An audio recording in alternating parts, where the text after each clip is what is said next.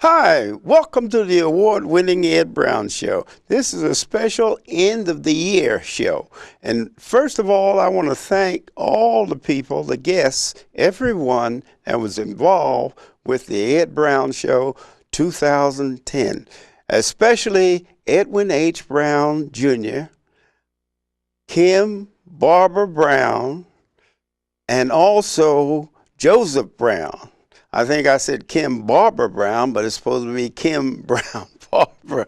But anyway, that's what it's all about. I want to thank those three individuals for helping me get the guests on the show 2010. God bless them. And other people all over Prince George's County and all over the United States. You don't believe it, but I got inquiries from individuals from all over, from Kentucky, from Philadelphia. All of them have seen the show because we're on YouTube. But anyway, I wanted to begin the show by talking about the gorgeous Prince George's. Prince George's County, they're going through a trial now, but I tell you, stick with Prince George's County. This is a great county, and we're going through the political system now. We're going to have a new county exec. We're going to have just about a new council and new people in position. What I want you to do, I want all of you there is to help the county exec and the council and the school board, help by volunteering yourselves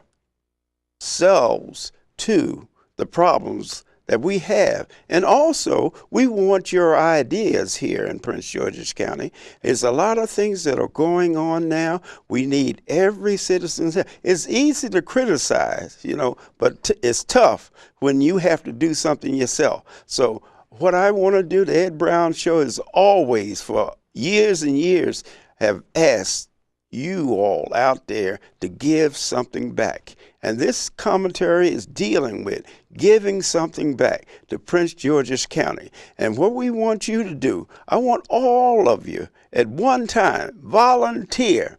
I mean, volunteer for something in this county. And then, you don't have to complain when you feel that you've given something. But it's easy to complain about something when you are not doing anything yourself. Okay? So it's a lot of things going on. We're going to start at the top with the president. The fact that the president, the people, all of those people that are out of jobs now, we need to do something about it. And you out there can't do something about it. The people there that their funding ran out for unemployment, the people that are going through the different home closures and all of that. That it's a lot of things. You may feel safe and sound because you have 9 to 5, but think of the individuals that have problems, financial problems. And when I talk about financial problems, I talk about every day, like eating and having a shelter. We take that for granted. But as Prince Georgians, I want you all to make a commitment. Make a commitment to yourself, to your children, to your family, to do something positive for Prince George's County. Because don't sit back and complain. That's an easy job. What I want you to do is to get out and do something. And not only in Prince George's County, help the president all over this nation. He's trying. He has a difficult time. And what all of them need to do, all the congressmen and the president need to sit down and think about the people when they make these decisions. Because the people are the ones that suffer, and they suffer through war. They suffer through everything that happens here. So what you want to do is to make sure that your representative, the person that you voted for, check on him, check on her, whoever it is, and make sure they're doing the job that you want to do for your country, for your county. Okay? That's enough of that. But I just want to start off the program thanking everyone, all my guests that have been on Ed Brown Show. I appreciate your time. I think all of you have brought valuable things to the Prince George's County. And what I want to do is that is one Collective Banking Group. That's one group that I like to just pinpoint because, Richard Wright said he said, you're not free unless you're economically free. And what has happened, this collective banking group is basically, they've been on the Ed Brown show a couple times, but they're going to start giving out awards. The board of directors and members of the collective banking group delighted to inform the people of the CBG Community Empowerment Award, which will recognize accomplishment contributions to the endowment of our community through the media. You will be, and they will be honored on our 15th anniversary gala, Friday, December 10th, 2010, at Central Avenue. It's going to be at the Sanctuary of the Kingdom Square. Now, if you want information about that, you can call 301-699-8449. Now, this is an organization that, of churches, individuals, pastors that have gone out. They're trying to get you to get into the economics of this country. And they're beginning with Prince George's County. And I think you sit out there and you talk about things, but what's going to happen unless you yourself add something? You get involved with a group like the collective banking. What they're trying to do is get you to save money. You know what I mean? So what you can do, you can get the things that you need and get the things to be part of your community. Okay, a good example of different businesses, the small businesses are suffering here. They're suffering all over. And actually, as far as banking is concerned, it's not just Prince George's County. It's not just the United States. It's in Europe. It's everywhere. The Irish, the England, the Spanish, everyone is having problems. So what we have to do here in the United States and Prince George's County is work together. I'm talking about the Democrats and the Republicans. Don't think about yourself. Think about the people. Every dime that comes in is from working people. And when you make your decision, to make sure you think about the people that you are representing, because they are the ones that suffer by your decisions. And this goes for the school board, the county exec, the president, everybody. The Republicans, Democrats, we need to stop this bipartisan and start thinking about the people. Now, as far as this organization is concerned, they have participated in raising money. They have participated in helping the poor. They have participated in getting business loans, all of those things. So what you want to do, if you want to volunteer, that's a great organization to work with. It's the Collective Banking Group.